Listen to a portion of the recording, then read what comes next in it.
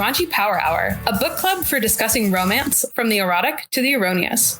As always, this is an explicit podcast and contains strong language, adult themes, and sexual content. If you are sensitive to these things, we urge you calmly but sincerely to turn off your radio now. This month, we are reading The Mister by E.L. James. This is part 1 of The Mister. This podcast will contain spoilers through chapter 16. If you want to read along with us, stop listening now. It's okay. We'll wait for you to come back. This book contains themes of abusive relationships, assault, death, and human trafficking. You have been warned. I'm your producer, Ashlyn. I'm your host, Sydney. Other one, Lauren. Now get ready to get raunchy. Sydney, I have to ask you something. And I have an answer for you, possibly. What is your favorite shade of gray?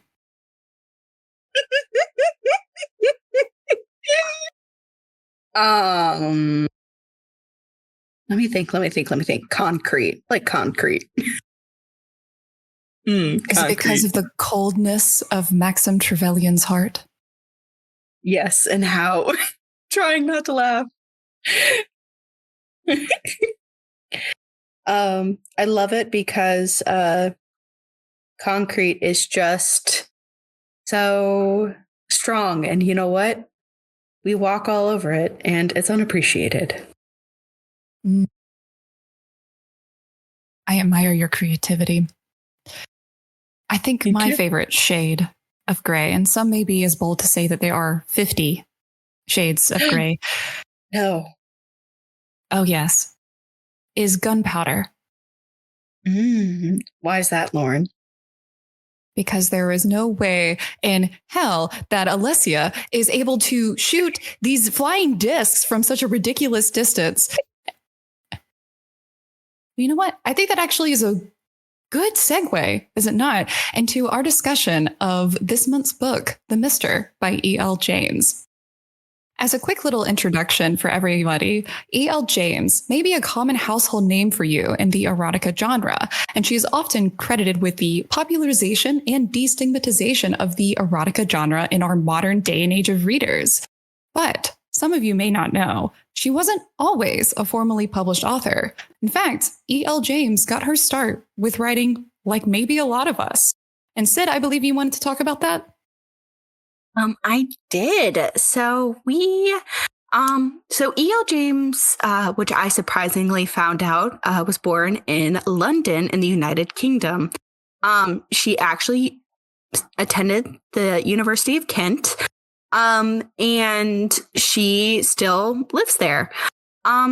So famously, as some of you may know, or you may not know, her claim to fame is the 50 Shades of Grey trilogy. And what's really interesting about this trilogy is the fact that these books started out as a Twilight fan fiction. So in late 2008, James actually went and saw the movie and became really intensely absorbed into the movie and the novels. And for the first time in her life, she really wanted to sit down and write a book. But she then kind of discovered this phenomenon, which was kind of bubbling around this time, which is fan fiction that is now more popular now and more well known.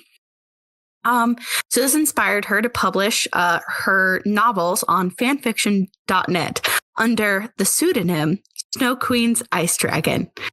So beginning in August of 2009, she actually began to write the 50 Shades of Grey books.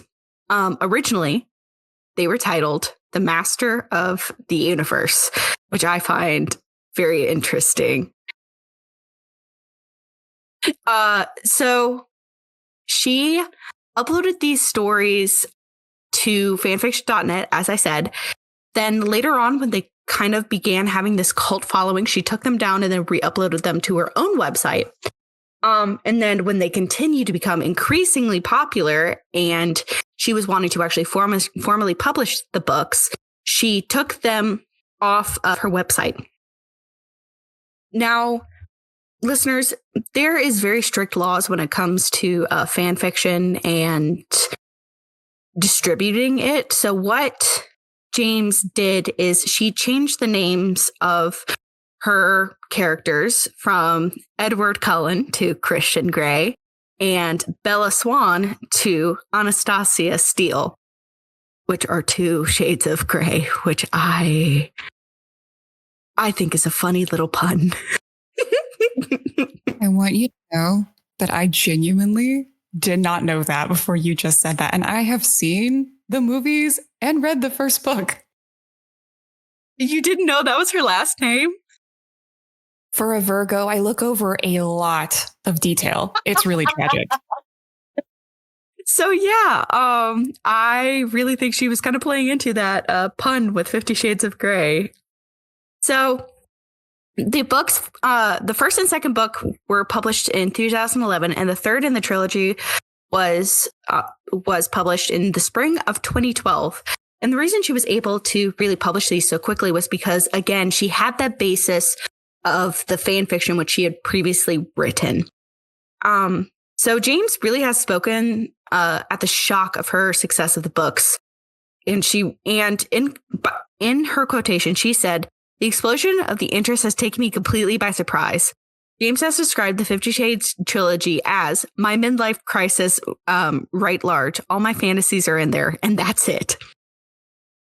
So kind of like going into kind of the statistics around 50 Shades of Grey, it sold more than 50,000 copies in its first week on the shelves. This is talking originally about the first book in the series. And the 50 Shades movies, like the trilogy, has grossed in about a third of a billion in the box office. So that's a lot of money. After such success with 50 Shades of Grey, James also had a sense to release Grey in 2015, Darker in 2017, and Freed in 2021, which are basically a repackaged version of 50 Shades of Grey, but this time we are in the perspective of Mr. Christian Grey himself. So the reason we're kind of giving all of this background is because in some aspects, the book that we read for this month, predates 50 Shades of Grey. So James has claimed that she actually started writing the books and she had a rough draft written, but she didn't really understand like the characters or where she wanted to take it. So as the franchise of 50 Shades was going, she came back and forth to this story. And it wasn't until 2019 when The Mister was finally and unfortunately released to the public. Yes, I think unfortunate is an apt description that we will certainly unpack and get into later. But I think one of the elements of poor reception regarding The Mister, and what some may argue is the unfortunate element about it, relates to a little bit of controversy regarding the main female lead and her origin, which happens to come from Albania. Cindy, did you want to touch on that a little bit? Yeah, I guess we can really quickly talk about it. So as Lauren just kind of said, our main female love interest is named Elisa Dimenci. We're trying to figure out how to say it, and I'm sorry for the pronunciation if I say it wrong. Alessia Dimachi. Dimachi. Thank you, Ashlyn. So it's very interesting when kind of talking about her, where she is from, because a quote from E.L. James stated that with Elisa, I had to go to Albania to get a better idea of what she was like and where she's from and all of that, because it's actually very typical to find information about Albania. So I went last March and everything sort of fell into place and I was able to finish the book, which I find interesting because it feels like she did little to no research at all. It felt like a lot of the phrases in which Elisa was saying Albanian phrases were very Google Translate, because I even looked up those words Like, for example, she says Zot a lot, which means God in Albanian, but it also can mean like Lord, leader, and all of that. But it's primarily used as God. And I just feel like she just Google translated it and then just gave the worst stereotypes to Elisa and then also to a cast of other characters. And actually, I think, Lauren, you had something that you learned about with the actual prime minister or president of Albania. That was me. I just thought it was wild. Oh, okay. Sorry. Yeah, the Albanian ambassador publicly denounced the book because it painted Albania in a really negative light, like talking about like how backcountry everything was. It was wild. Thank you for covering that. And I think it's a great segue into talking about more of the general public's reception for this novel. As we all know, 50 Shades trilogy is sort of a cult classic in the erotica genre, but The Mister overall wasn't really met with that same reception. And for our pleasure and enjoyment, I have taken a few Goodreads reviews that I was able to find, some that were 5 stars, some that were 1. So we're being completely fair and honest with that overall 3.3.8 rating. And for our 5-star, I find it very interesting that the top rater on the Goodreads for The Mister is none other than Colleen Hoover, who preemptively, yes, preemptively, before even opening the book and getting a copy in her hands, had left a 5-star review praising James's just overall talent with the erotica genre and how she was so excited to read this book because she had just like had a kid or something like that. It was a really lengthy and prosy kind of comment. And then at the end, which is important to note, and I found honestly really funny, is she said that she would promise to update her review once she had read and completed the novel. And then just like never went back and did it. And all of the replies to her initial review were like, so still waiting. So who knows what her actual thoughts were. I know. One of the completed reviews for 5-star. I know, it's crazy. One of the completed reviews for 5 stars that I was able to find goes as, quote, "The story had a delicious plot. Those Albanian bad guys were very good at finding people. Maybe that seemed too easy. However, the chemistry and fairly appropriate amount of build-up to intimacy and eventually to feelings, ... It had tasteful, intimate scenes that were sensitive to people who care for one another. It's a whole different vibe than the pornographic scenes of the 50 series." From Karen. And for our 1-star review, drum roll, please. Thank you. Thank you. A very quick and simple burn it, TBH. From Nitya. Oh my God, that's good.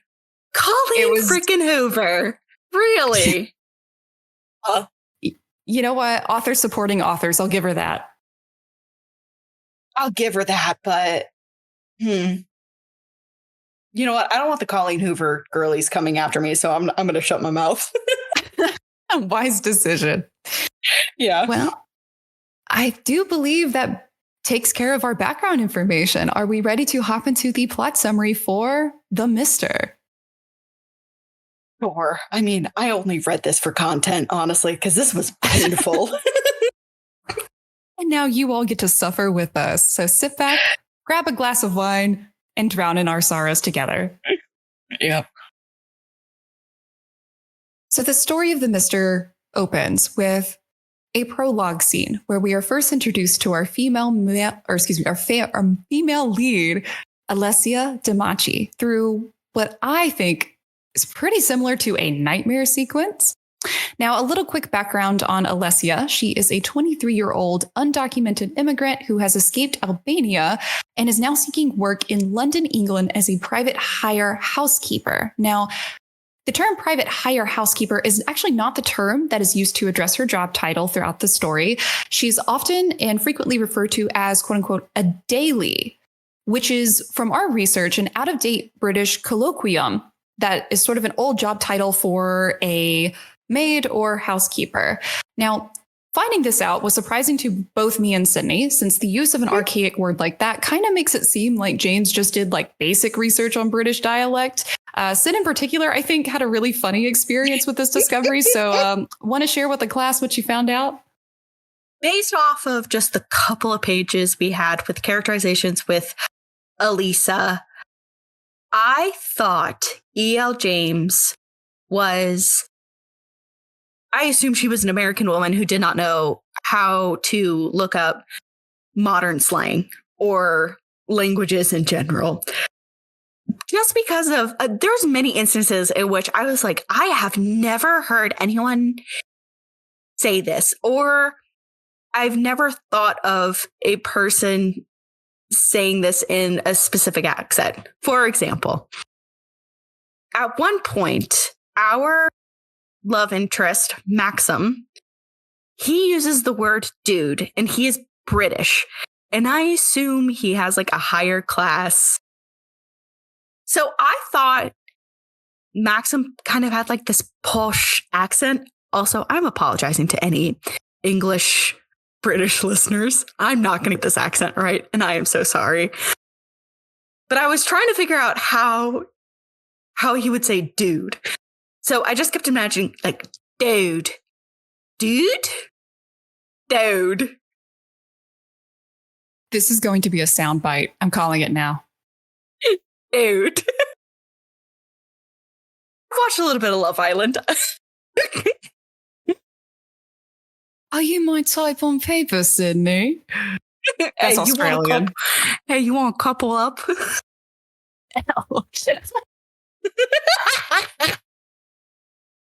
Well, I think it is quite funny that a British-born woman who, born and raised there all her life. Exactly. From the kingdom, she came off to readers that knew nothing of her background as someone that was almost an American cosplaying as like a British aristocracy member, it was just a hilarious discovery to find out that she was British. Yeah, it felt like she didn't even understand the basic, like, I don't know what it's called. I'm sorry, everyone, but like the British hierarchy system. Like, I feel like Maxim should have been doing more in like, the House of Lords and stuff. Like he was just straight chilling. Oh, we will get into that plenty. But for now, okay, we will spend a little time with Miss Alessia Dimachi. We're introduced to her through a vague, almost nightmare sequence of her running through what appears to be a shopping mall and fleeing from this unknown and undescribed source of intense, paralyzing fear. And now I want to make a quick note of this while we're on the topic. This specific scene and just like mentions of Alessia's intense just aversion and phobia to whatever this source of her fear is will be repeated many times throughout the novel, to the point where it feels incredibly redundant. But I think it is E.L. James's attempt perhaps to hit the message home that this is something that plagues Alessia's thoughts and the way that she interacts with the world around her. So much so that it's on every chapter and, by result, on her mind all the time. Don't think of him. No. You're here. You're safe. There is a way to use repetition well, but I started counting how many times she would repeat this line because I was just so over it. Like, I was just like, I get it. I know. It's also just not how someone thinks in their mind about trauma like that, Like, that's just not how someone thinks. So I think that's what was getting on my nerves by the point that we got there. Absolutely. Well, she definitely spends a lot of time thinking about it, as she is currently, as we found out at this point in the story, fled to England to seek aid from this mysterious address that her Nana, who lives in Albania, sent her. At the time, we're not really certain where this address is going to lead her, but no matter, because we are going to be meeting our male romantic lead at the start of chapter 1. Meet Lord Maxim Trevelyan, or as we have taken to calling him, it's Lord Trevelthak to you, fucker. Thank you. A little fun fact and a little Easter egg for our 50 Shades fans here in the chat.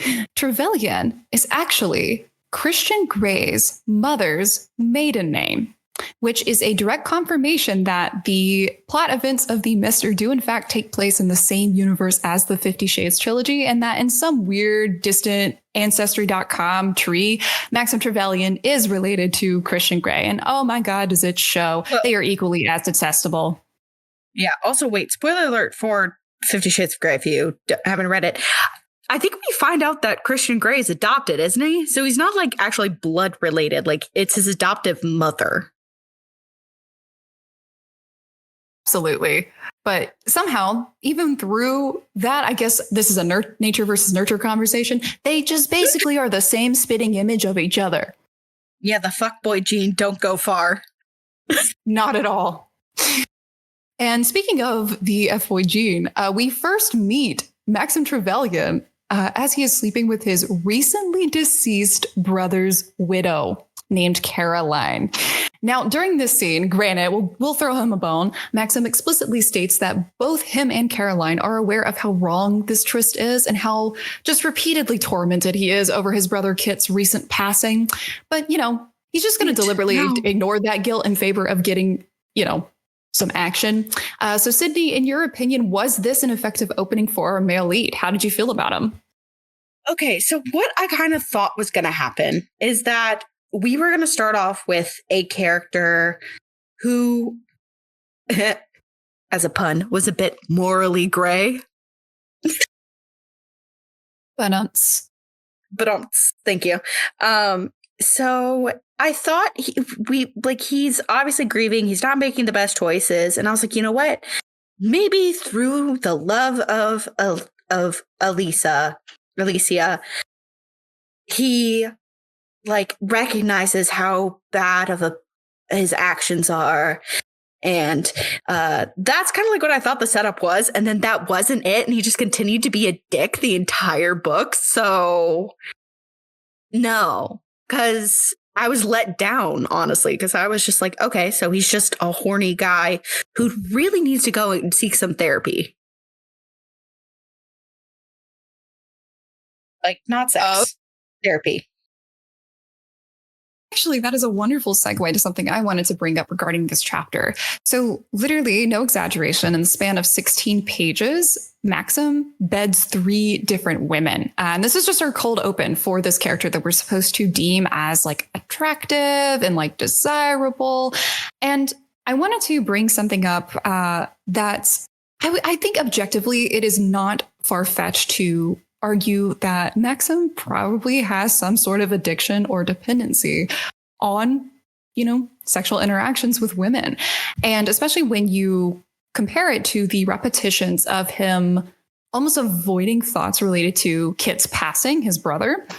And again, not far-fetched to assume that this is some kind of dependency. And I think if E.L. James were to go back and write this differently, I think this narrative could actually be really impactful commentary and a way to bring awareness to, addiction and how common things like this can be. But instead, where it falls a little short in that department, to me, it reads more as showcasing Maxim's prowess and dominant masculinity in the bedroom. And that being the intent of readers to be attracted to that, as opposed to sending a message that, hey, this could be something that is damaging to your psyche. Yeah, it also feels like a bit of a commentary on toxic masculinity. And then it just isn't that. And I just was not interested in that. I don't like that personally. That's just my preference. Yeah, that is absolutely valid. But you want to know what Maxim's day-to-day preference is? Tell me. As he says himself, he likes to stay fit by, quote, running, screwing, and fencing. 3 of the most necessity basics in your lifetime to stay fit, of course. And upon his brother's death, really the only other thing of value that we learn from him in this first chapter is that he has now inherited his family's estate and has assumed the title of, and I quote, Lord of Trevathick, which is such a great Twitter handle. I really think she was just trying to do a dick joke. I truly think that. Because it's too ridiculous. If she didn't, I'm about to make a lot of them. So strap in. But And that brings us to chapter 2. We then switch perspectives back to Alessia, who is now beginning her work as a quote unquote daily. So we see her entering a very lavish apartment overlooking the Thames River. A lot of this chapter is describing what this apartment looks like. So we're taken around these lavish rooms where we see like a spare, presumably like closet or room that remains locked. We see, peering into just the fineries of this apartment. And one of the things that she highlights is this big grand piano that sits in the foyer, and basically just thinks a lot about how she is a skilled piano player and considers playing the piano, but then just doesn't, because apparently this is supposed to be a plot point that we are strung along for the book that keeps us enticed into Alessia as a character, but inevitably will just fall flat on its face later, but it's fine. You're really good at playing music. Exactly. Romance. No. Speaking of falling flat, you know what she finds in the master bedroom? She walks in and sees Maxim butt up, naked on his bed, and we get a wonderful detailed description of his Trevor thick cheeks. Now, mind you, a lot of content happens in this book that we're going to try and speed through. A lot happens and then nothing happens at the same time. But in the span of this same chapter, bear in mind that Maxim and Caroline, as a reminder for listeners, is the widow of his deceased brother, have a meetup. His sister-in-law. It is his sister-in-law. Yes, Maxim and his sister-in-law, Caroline, for sure, have a meetup at the Trevelyan estate in which Caroline reveals that Kit left absolutely nothing for her in his will, and swiftly follows this up by just a surprise, I'm pregnant announcement. And this is basically just insinuated that this kid might belong to Maxim, and this may be her in to like inherit the estate, even though she was left out of the will. Somebody cue Gold Digger. Sydney is saying things that she shouldn't be saying. And now we're able to come back in. Censor this out, Ashley. Not only is he anti-Semitic as hell, it's also copyrighted. Damn. Take it out then. I didn't know he was anti-Semitic. I'd love to see it. I got a whole song canceled in the single podcast. Now, moving on to chapter 3, I'm going to be real, not much to say about this chapter. It's mostly just more inner monologuing drivel from Maxim about inheriting the estate, lamenting more about his brother's death, and, even just the occasional and not unexpected, but disappointing sprinkle of fat phobia. What a stud. I'm so interested. I know, such a Princess Charming, am I right? No. He takes home a woman that same night named Letitia, and I kid you not, is then freaked out by her desire for scratching in the bedroom and has to then use bondage as a literal quote unquote self-defense tool. And to that, I want to just say, is vanilla too spicy for you, Lord Trevor Thick? Now, Sydney, yeah. I do have to ask you, this is probably arguably the most like spicy scene in the entire novel. But to me, it reads like we're really not supposed to enjoy it as readers purely because of Maxim's like severe aversion and apprehension to having a more dominant woman. Like, how did you feel about this scene?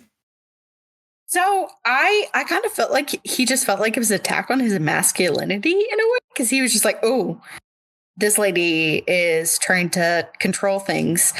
But yeah, I was just like, okay, so this is like as spicy as like maybe 2 shakes of pepper. Like, it is not spicy in any way, shape, or form. There's not even garlic powder in this. Y'all, it is so vanilla. And this will just be commentary on the rest of the erotica throughout this book. So kind of as Lauren kind of talked about with the Goodreads quote, with that review, because someone said it would just 50 Shades was too erotic and like too crazy. This is the most vanilla like erotica I think I've ever read. It wasn't worth the 500 pages I had to read to get to vanilla sex. It just wasn't worth it. No, I could go on Wattpad right now and pull up a story by like something I wrote in high school and would be more sweaty and blushing than what we read in this story, I would argue. Wattpad users are top tier sometimes in some of the nastiest things that can be written. Y'all, it's down and dirty in Wattpad land. Go take a visit. Actually, maybe don't. Viewer discretion is advised. Okay. Viewers, yeah. But yeah, I don't know. It felt like he just wasn't like, I don't know. I get that he wasn't interested, but he also, that's his type, you know?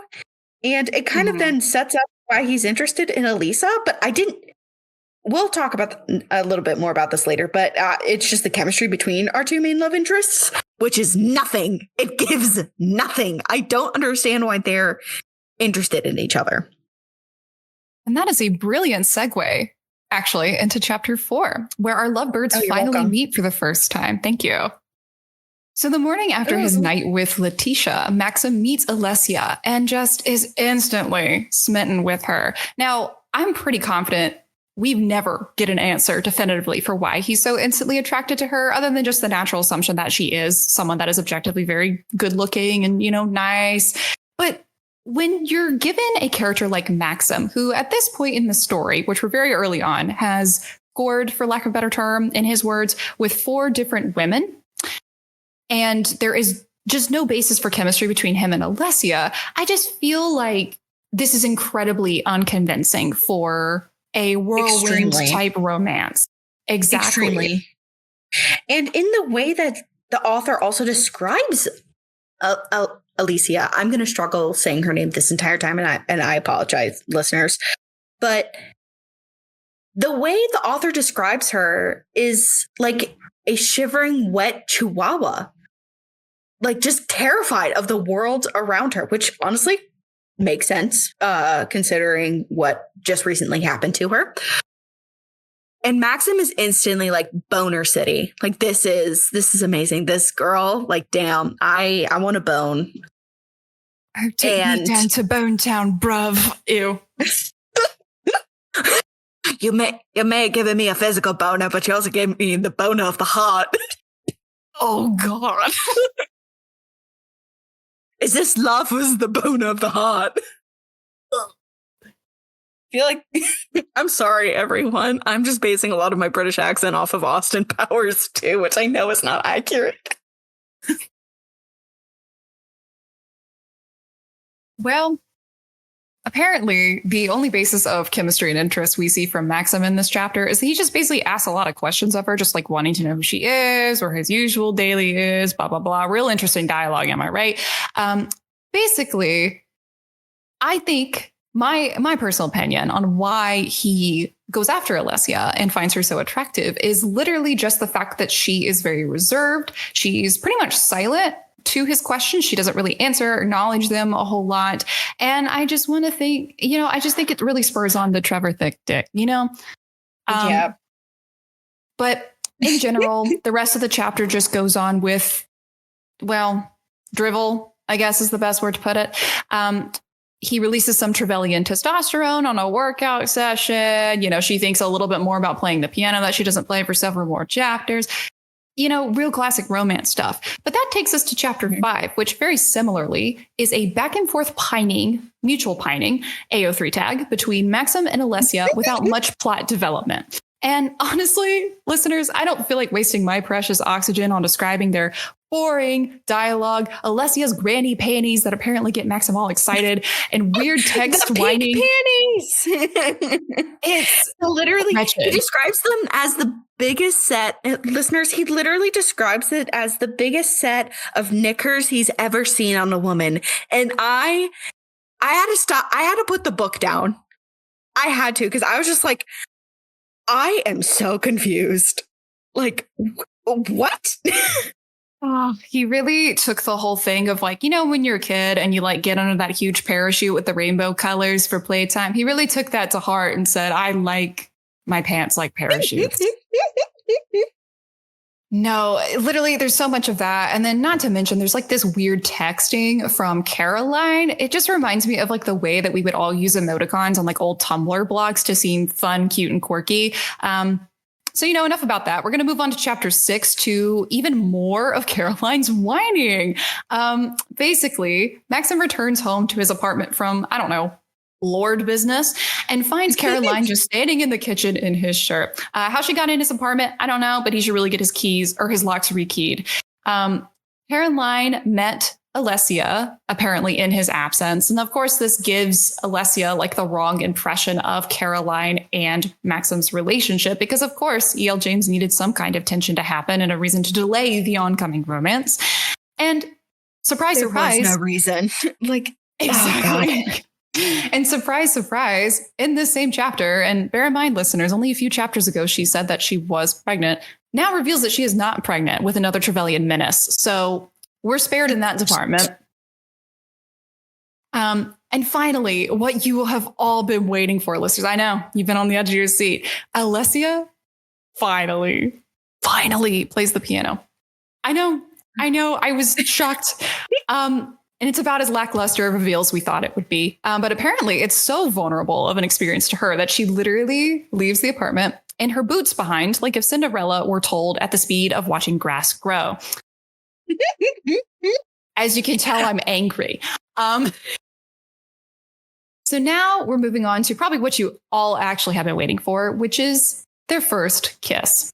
So in chapter 7, Lord Treverthick goes around just, I don't know, doing Lord business. He kind of just like stands around at his different properties and just says, yay and nay, I am despair.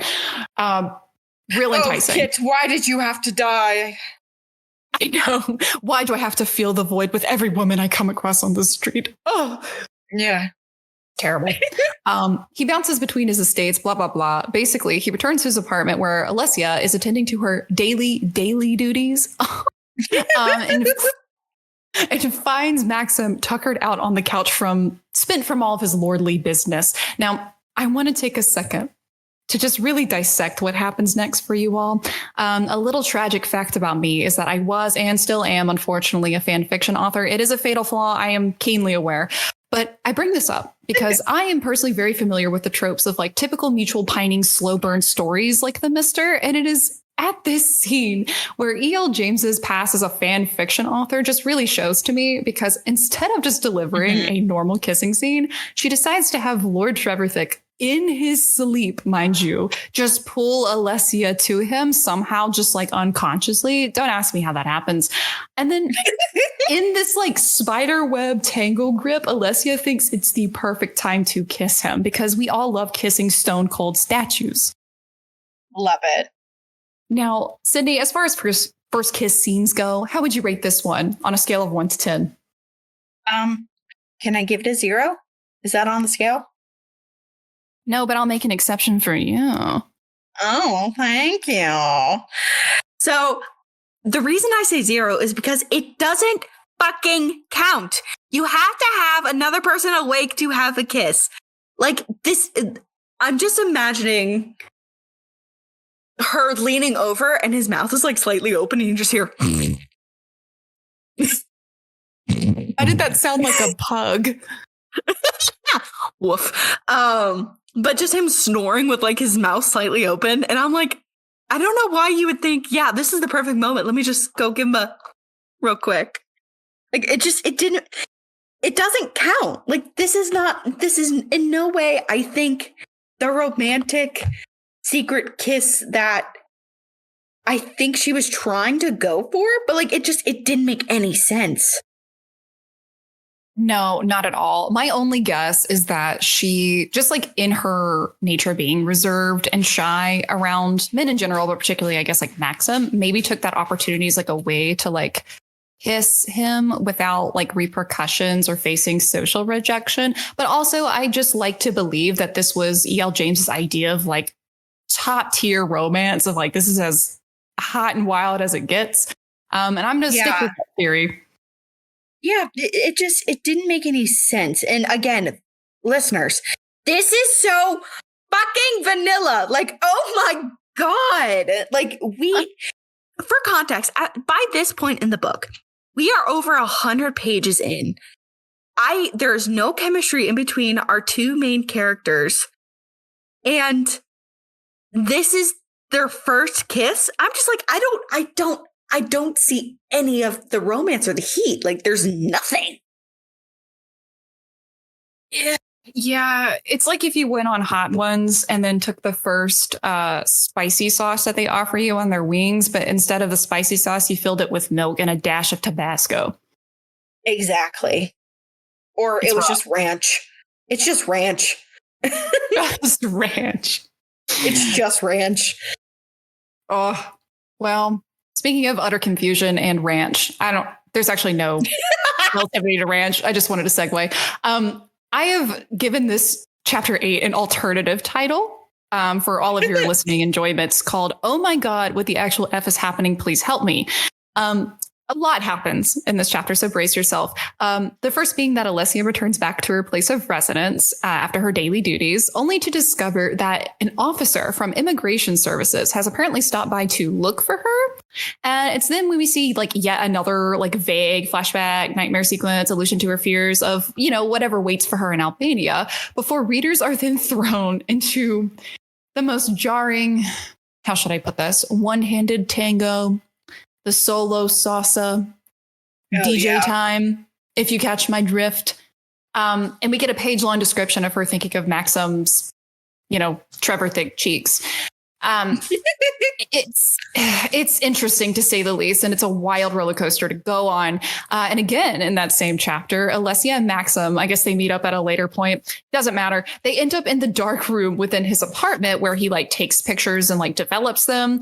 And he takes a picture of her in this dark room, and then they kiss consensually this time. Yeah. This also, was arguably. I was just thinking. How would you take a photo in a dark room? It's a camera. You need light to then go into the film. If you're in a dark room. Also, wouldn't that ruin, if you had a flash on, ruin all the other film that you were then using? I took one photography class in college. Yeah, I took one photography class in college, so I know a semester's worth of knowledge.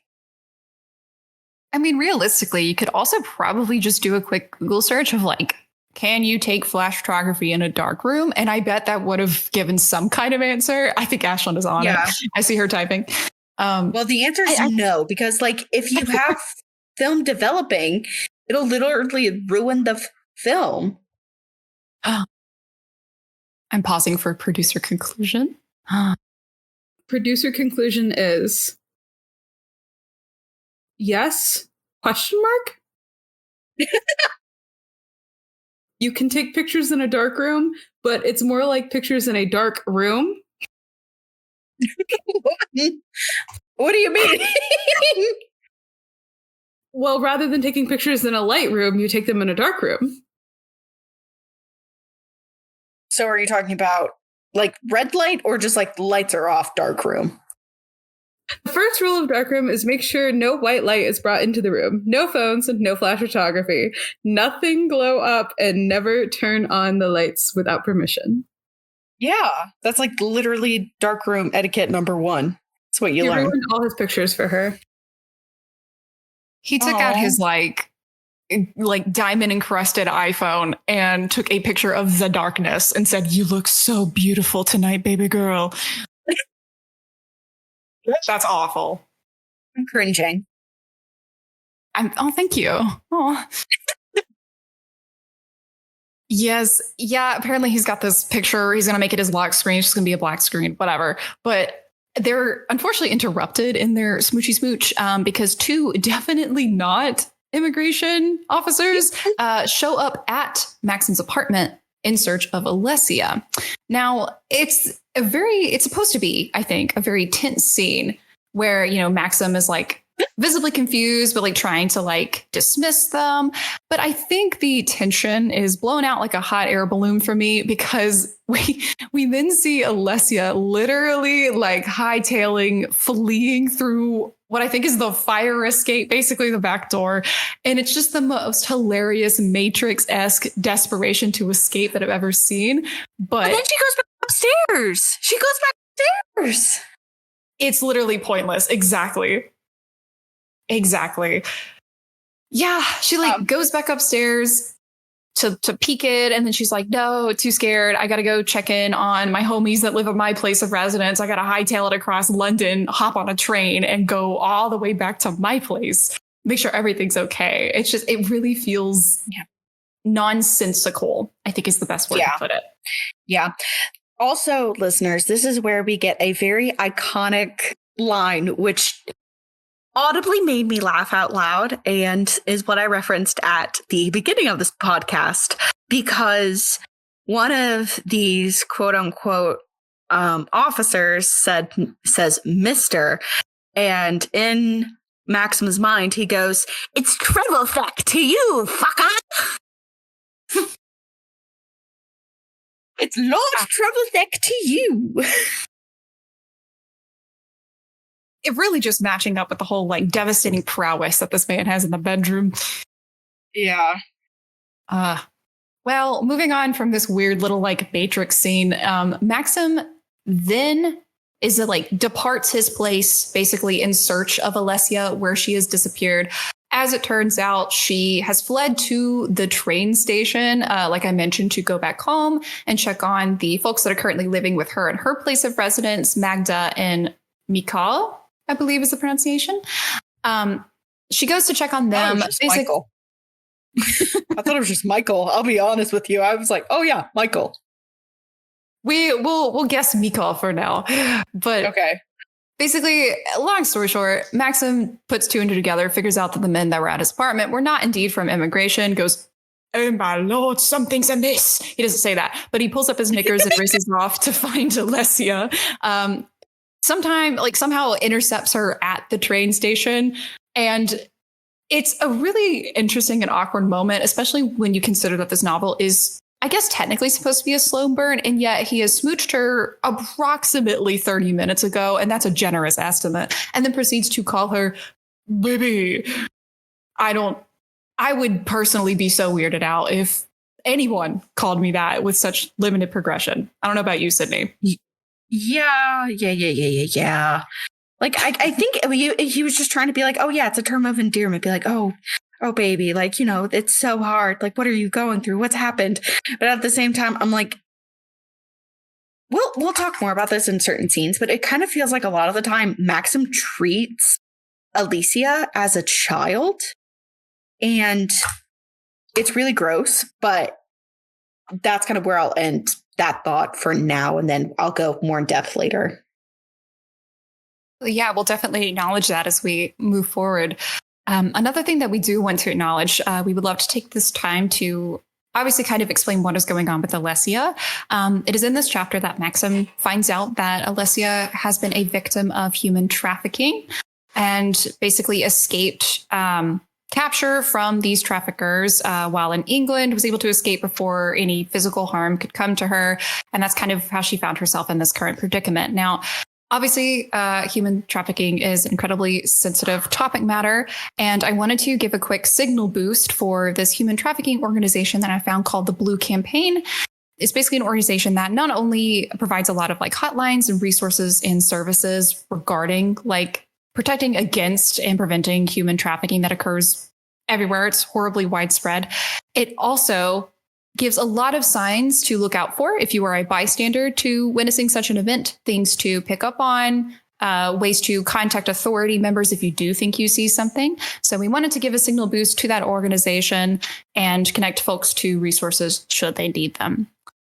But promptly and swiftly moving on from that topic, to wrap up chapter 9, this chapter to me was the beginning of a new relationship dynamic between Maxim and Alessia, because in the coming chapters, spoiler alert, we see that she repeatedly laments about how now she feels indebted to Maxim for not only giving her position as a daily, but now for whisking her off to hit one of his rich estates in Cornwall for protection. He also provides like security detail for the folks living at her place of residence, Magda and Mikal. And in the coming chapters, we'll proceed to like shower her with, I would argue, unnecessary luxury items as a way to seemingly like buy her affection and comfort her in this troubling time. In your opinion, Sydney, did this come off to you as like romantic and excessive gift giving, or was this more the beginnings of a potential power play from Maxim? It definitely feels like a power play. It definitely felt like he obviously, listeners, just as so you know, we're jumping in between points of view throughout this entire book. So we're going from Maxim to Alicia, and it's very chaotic. But we know what his feelings are towards Alicia. However, it feels like he's doing it out of a place of heart, but as he comes from a place of privilege, he does not understand why she feels uncomfortable. Because she does say multiple times, like, she wants to like pay him back and she wants to do this and this and this, but he won't let her, which obviously she can because she has no money. But it felt very much like love bombing. Like he was doing it to kind of show his affection through his wealth and through the gifts he could give her. But it also did feel like he was genuinely trying to help in a way, but also just because he was just like, well, I have to help her because she's so attractive and I'm in love with her kind of thing. Absolutely. I want to give E.L. James credit to, especially based on the fact that I have like seen Christian Grey in the 50 Shades trilogy. I do believe that was not her intention. I do think she just likes the idea or the trope of like a dominant, affluent man just kind of like sweeping a girl off of her feet to show her and give her the world, kind of like an Aladdin, like magic carpet type deal, I guess. But I think when you're dealing with a situation where one of your leads in this romantic relationship is suffering from a very horrific trauma and still trying to navigate and overcome that in her romantic relationships, I think it could easily be read and interpreted as almost a buying her affection and taking advantage of her like lack of resources. 100%. And I think also what plays into this, and I know in 50 Shades that at some point, I think Christian Grey becomes Anastasia's boss, but like it's inappropriate in the sense also that Maxim is Alicia's boss. Like there's already that dynamic in place. And Alicia even thinks about it at times. She goes, oh no, I'm going to lose my job and I don't have any other source of income. So she feels obligated to because she's like, well, I need this job. Like I literally cannot work anywhere else. Absolutely. And I think moving on to another problematic aspect of their relationship that readers may identify, Maxim in this next chapter, in chapter 10, has a moment where he considers asking Alessia about her trauma, asking who those men were, what her experience was, like having been trafficked, and ultimately decides against it because, and I basically quote, he decides that he doesn't want to find out about any kind of potential fear of men that she may have as a result of this trauma, because it literally may deter their romantic relationship and subsequently his ability to sleep with her, which honestly just made me a little bit uncomfortable. It's disgusting. It made me very uncomfortable about this dynamic. And I don't know. I feel like it sheds a poor light on Maxim that goes far beyond just like our joking casual dislike of him thus far. And in a realm that makes me feel like he is very clearly taking advantage of this girl. Yeah. But yeah. So yeah, for context, listeners, again, so I really do not find Maxim like attractive. I really don't understand the appeal as Maxim as a love interest. I honestly do not, because he feels very predatory and very just an overall not nice guy. And I will say it again, Maxim could benefit from some intense therapy. absolutely. but he doesn't get any, at least in chapters 10 through 12. The reason I'm actually compiling these together is because a whole lot of nothing happens. I'm not even kidding. They are at this estate in Cornwall. He takes her shopping. He repeatedly thinks about all the ways in which he wants to like bed her down. And like, it's very repetitive. And I feel like a lot happens and also not a lot. I feel like we will say that a lot in this podcast recording. But one of the things to note from chapter 12 specifically is they do touch a little bit on some of Maxim Trevelyan's trauma and his backstory. Basically, he had a thing where like his father took him at a high school age to a brothel or something like that. And obviously he has that trauma following up with his brothers recent like passing away and having to like step up as the family head and a lot of like masculinity, internalized misogyny type thing going on. But something to draw connections to the 50 Shades series is that Maxim Trevelyan's parental trauma here is incredibly similar to Christian Grey's. And I was wondering for Sydney, of course, but also any listeners that may be tuning in, do you think this is coincidental or was this intentional world building to draw more parallels between this universe and 50 Shades? And also too, to know, is this just a consistent theme with just like wanting to pop cherries? Yeah. So I have not read any 50 Shades of Grey, like none of it. I know some bits of the movies, just like bits and pieces that I've seen, but nothing crazy. So I don't know much about the dynamic of Christian and his family. I know it's something traumatic and I know there's a lot of things going on. But I honestly do think there are probably, I think there's a lot of similarities in what E.L. James was writing during the beginning stages of The Mister and 50 Shades of Grey back in her fan fiction days. And she drew parallels in her own universe because she was like maybe trying it out in The Mister or in 50 Shades at the time and applying those to each other. And I think they just kind of stuck, you know? Or it could be that she's trying to bring up this family connection in a way to be like, oh yeah, they're both rich guys and they're both fucked up by their families. Absolutely. I think it's a very interesting trope to play with and to explore. And I'm sure you could write like a whole essay on the traumatic and psychological implications of some of these men and these power dynamics.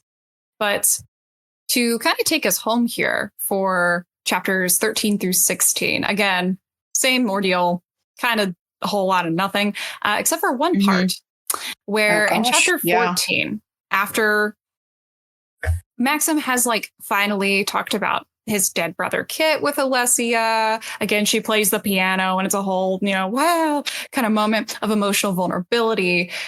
They are sitting in this estate in Cornwall. And Alessia... I just made the connection that Alessia is playing the piano like Edward did in Twilight. I just made that connection. No, you're right though. 1 minute. Does Christian Grey also play piano in 50 Shades of Grey? I want to say there was definitely a piano at his like penthouse estate. Ashlyn definitely double checked me though. So interesting. Seems like E.L. James was a little bit more like than inspired by Twilight. Seems like she may have ripped a couple things out of there. Okay, so to be clear, I have not seen 50 Shades of Grey other than like clips of it. And I know for a fact there is a scene where Anastasia comes in and he's playing piano. I know for a fact there is. Yeah. Yes, he plays piano in the movies. So the quote is, I hear the music, the lilting notes of the piano, a sad, sweet lament. Christian is at the piano, completely lost in the music he's playing. Interesting. That's all I have to say. Maybe she had a Mozart kink. I don't know. It's fine. Whatever. I love music, right? I'm a band nerd, everything. I've never heard music that makes me unpack my own trauma about my deceased brother. I don't have that trauma, but if I did, I would not be so inspired by this random woman's piano playing after a really just weird shopping spree montage to the point where I'm crying about my brother's trauma. And then, as if that wasn't already like an emotional upheaval enough, they then get raunchy for the first time this entire book. And I feel the need to tell listeners this is on page 70. Page 70? I'm fairly certain. It's on 270, isn't it? Oh my God, really? Yeah, it's on 207. Like, it's nearly halfway through the book. Clearly, my brain has deleted so much content from this novel, despite having read it twice, that I just decided 200 pages of content don't exist. Yeah, like also a quick note too, listeners.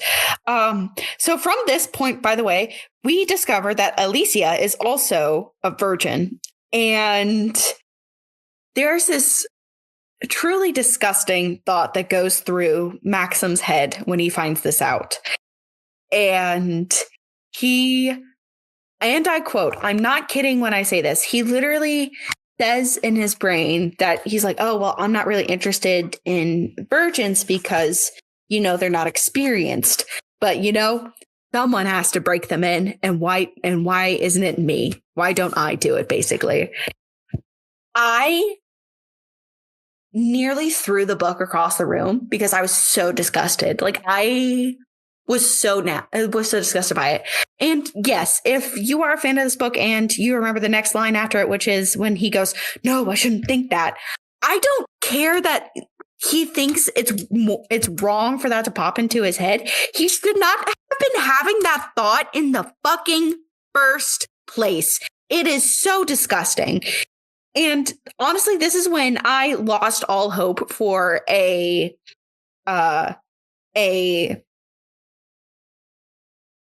redemption. Maxim.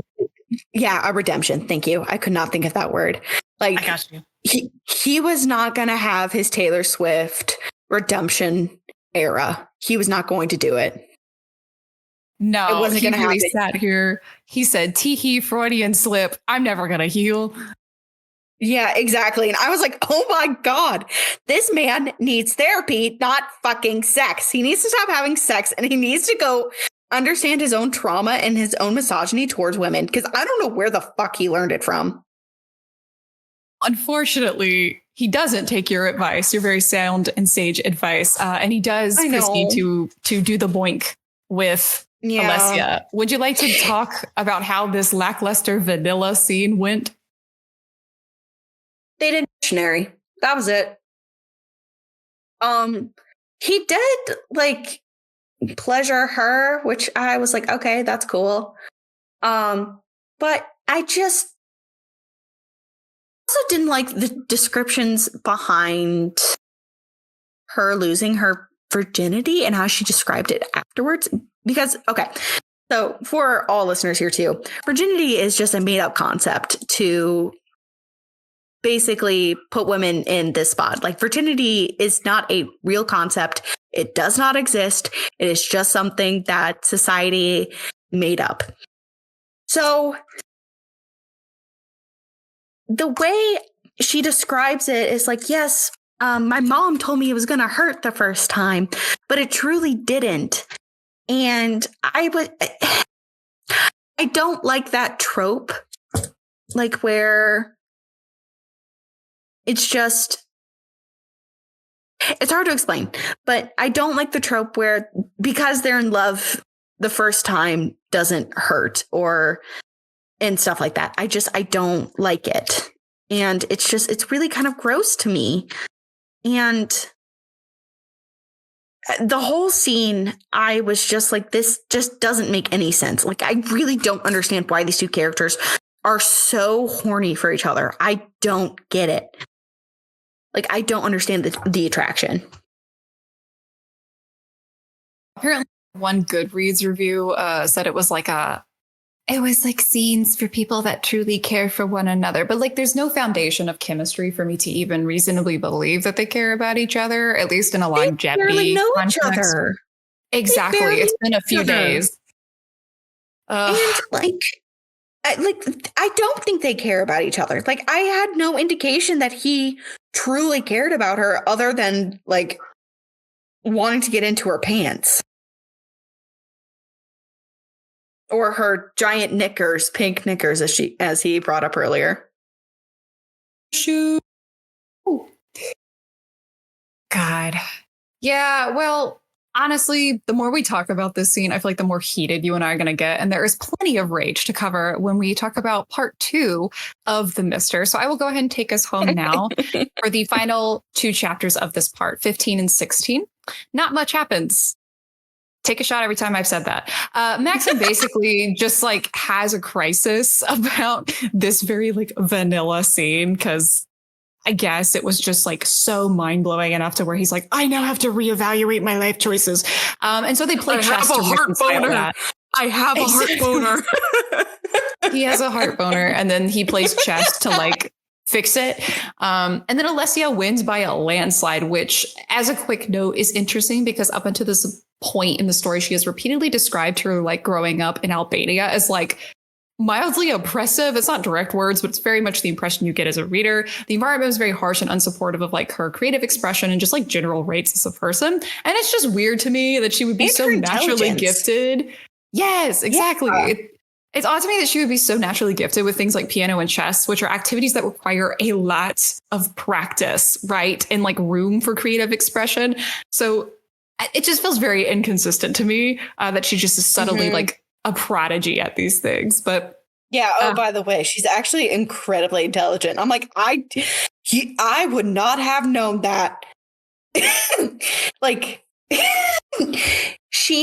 her characterization throughout most of the book is like someone who is experiencing the world for the first time. Like, it is a baby in an adult's body. Like, for example, this was back a couple chapters when she and Maxim were traveling to his estate, and they were at a gas station, and he pulls out his credit card, and she literally says, "Your card is magic," talking about his credit card. And I think it was more meant to be like a term of endearment and like how amazed she is by like how much wealth he has. But it just felt like she didn't know about credit cards. Like, she was just like, I'm new to this concept. What's a credit card? And for the record, they do have credit cards in Albania, in case you were wondering. Yes. Yeah, I know. You understand now why the president of Albania talked about this book and just Prime Minister. I'm getting head shakes from Ashlyn. It's a Prime Minister. Ambassador. My bad, everyone. Ambassador. Obviously, I don't know world leader terms. Neither does Maxim Trevelyan. It's okay. No, and he's a lord, so. Again, I feel like he should be doing more lordy things, and he's just like, la, la, la, la, la. Yeah, that's basically kind of the gist of these two as characters. They boink, don't really have any chemistry. One of them's good at chess. The other's good at just being a D-bag. And we end this part of The Mister by, of course, a shopping spree. And Maxim now having an internal crisis once again as he has to unpack and assess his feelings for Miss Alessia Damachi. And I believe that concludes our plot summary and analysis for part 1. Ashlyn, I believe you had some questions that you would like to ask us. I would love to ask you guys some questions. I'd love to give some answers. So one of the first things that like pops up in the book is 1, the word repetition, and then 2, the excess Albanian from Alessia. Mm-hmm. What did you think of the Albanian add-ins? Did you translate any of them? And do you think they were necessary for understanding like Alessia's character in any way? Ooh, good question. I can take this one first if you want me to. Go ahead. I did actually translate at least one of the lines towards the beginning. There is a part where she is like looking out at the sea and she says, and I quote, "Deti, deti, the sea." And it's like an exclamatory, sentence that she gives. And when you run that into a translating engine, you basically get that it says give or take as salt water, the sea, which I guess. Oh no. If you want to be generous, and I'm trying to be, if you want to be generous, you could think like, oh, maybe that is her just like being bilingual, thinking and processing things first in Albanian and then processing in English. Again, that is a stretch and I'm being very generous because I don't want to say that this was just shoved into Google Translate without any forethought or intention. But Sydney, what were your thoughts? I think phrases were just thrown into Google Translated and then put onto the page. I'm not going to sugarcoat it.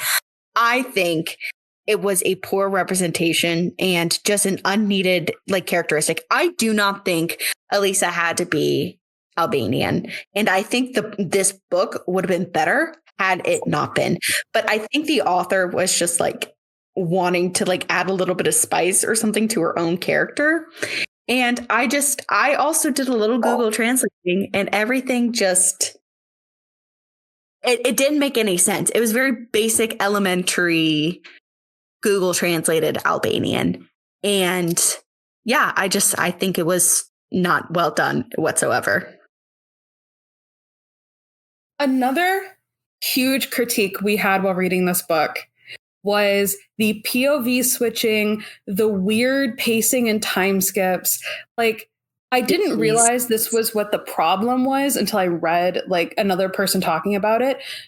But the POV changes from first person to third person depending on who's talking. Oh my God, you're right. How do you guys feel about the inconsistency with POV?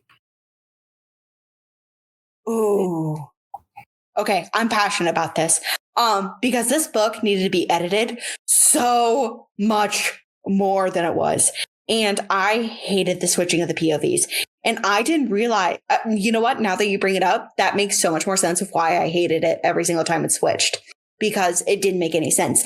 And also, for context, in the book, the only way you know they're switching POVs is by like, it'll be a separate paragraph from where they started. So it's not like by chapter. It's not very clear. Like it's not a large letter to indicate that you're going into a different POV. No, it literally jumps to a different, it's just a change in a paragraph. So it's very hard to recognize when they're also switching their point of views.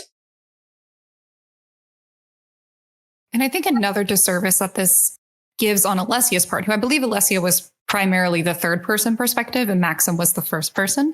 I think because of that, we naturally get a lot more of Maxim's like inner dialogue, his personality, some of like, you know, unique phrases that he used, ways that he perceives and interacts with the world.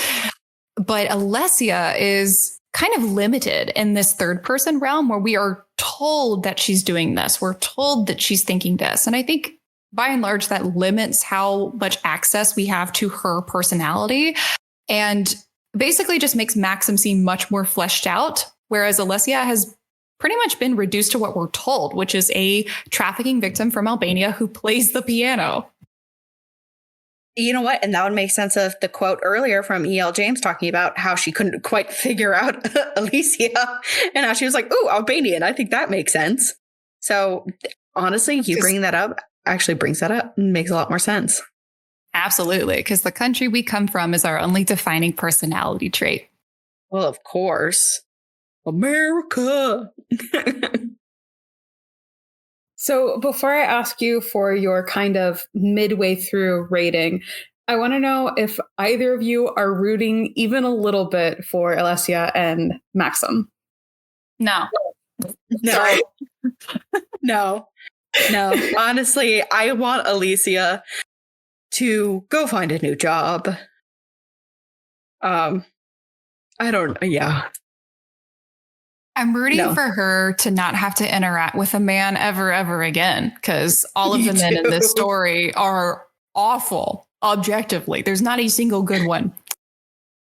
I'm rooting for Maxim to go to therapy and get checked into a mental hospital. I'll give him a voucher. And what is your midway rating?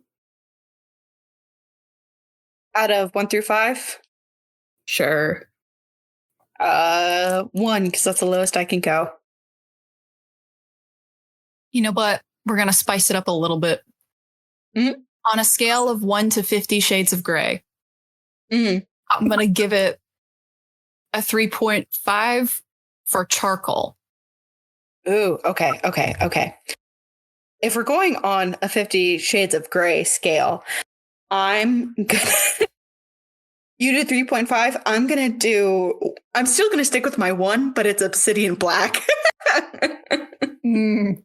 Sound choice. No penetration. Just like Alessia and Maxim should. Yeah, exactly. They both need to go to therapy so bad. Like, oh my God. But will they go in part 2? Stick around to find out. Join us in 2 weeks for our next episode of The Mister, where we will discuss our final thoughts on the book. Thank you for tuning in to this episode of the Raunchy Power Hour. Find us on Instagram and Twitter at the RPH Podcast. Send us book recs to our email, raunchypowerhour@gmail.com, or at the link in our bio on any of our socials. As always, stay raunchy.